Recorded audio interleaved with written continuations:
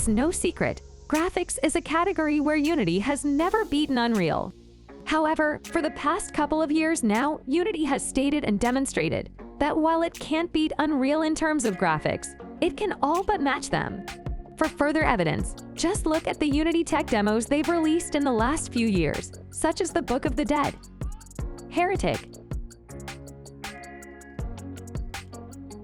and Enemies, just to name a few. And in regards to the reason all Unity projects don't demonstrate the impressive visuals on display in Unity's tech demos, many would simply state the old adage, a good craftsman never blames his tools. Or simply put, don't blame Unity if you can't achieve Unreal-like levels of graphics for your game. Blame yourself. But we wonder, is that truly the case? Having used Unity professionally for years, and all but mastering most areas of Unity in terms of graphics, lighting, and rendering, we wanted to test this theory ourselves, especially since many of us are well aware, many, if not all of Unity's tech demos, tend to use custom render scripts and features not found in the commercial version of the engine. So in this series of videos, we'll break down scenes, assets, characters, and props rendered in Unity's universal and high-definition render pipeline and compare them to the exact same scene rendered in Unreal 5. But unlike most videos or articles you may find or have seen on this topic, in order for this test to be completely fair and a true one-to-one comparison, we won't use anything purchased or downloaded from the asset store or marketplace. Instead, we'll only use our own original characters, environments, props, textures, and assets. Under the guise of creating a truly accurate one-to-one comparison, we've also created the materials or shaders in both Unity and Unreal, using the exact same nodes, and will only use the built-in functionality of both programs, meaning no custom render pipeline scripts, plugins, or add-ons. And though we tested in all three of Unity's render pipelines, we'll simply use examples from the universal and high-definition render pipelines, since those are Unity's preferred render pipelines.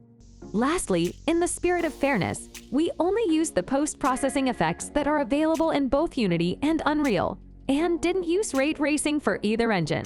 For the first test, we created a simple treasure room scene, using the assets from our upcoming Unity and Unreal Medieval Gothic asset pack. Textures were exported for each engine and for each render pipeline. Let's first look at the scene in Unity using the universal render pipeline.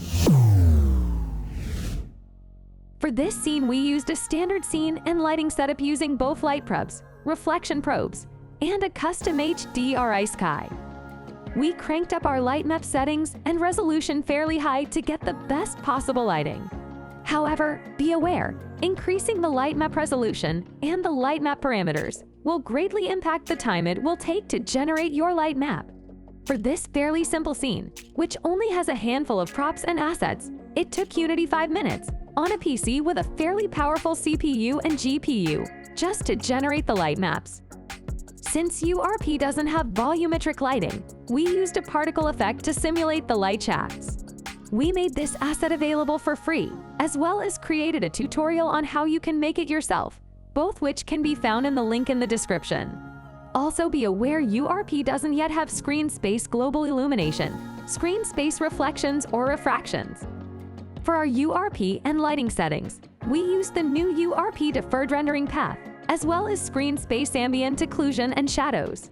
We set our shadow resolution to 2048 by 2048 and set our per object lighting limit to 8, the maximum amount allowed. We used a total of 14 lights to achieve this look, using the direction sunlight as our main light with shadows, and the rest being point lights with shadows off, which were placed in order to simulate bounce lighting, rim lights, and highlights. Next, we'll look at the scene in Unity's high-definition render pipeline. We again used a standard scene and lighting setup, using both light probes and reflection probes, but instead of using a custom HDRP sky, we used the built-in environment HDRP sky, in conjunction with the new volumetric sky clouds, which is available in the high-definition pipeline of Unity 2021 and Unity 2022.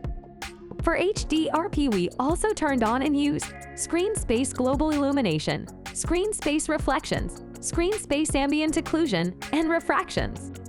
We used a total of 13 lights with only one casting shadows, and it took Unity 2 minutes to build our light maps. Something to note, when using screen space global illumination, while it does seemingly provide better lighting throughout your scene, especially for darker areas, it also has a large drawback.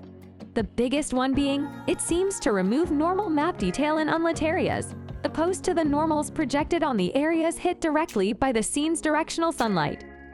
Reflection probes in HDRP also seem to remove normal map detail, so for this scene, we restricted our reflection probes to only the ground metallic surfaces and not touch the stone walls. Lastly, we'll show the same exact scene, with the same exact models, textures, and material settings in Unreal.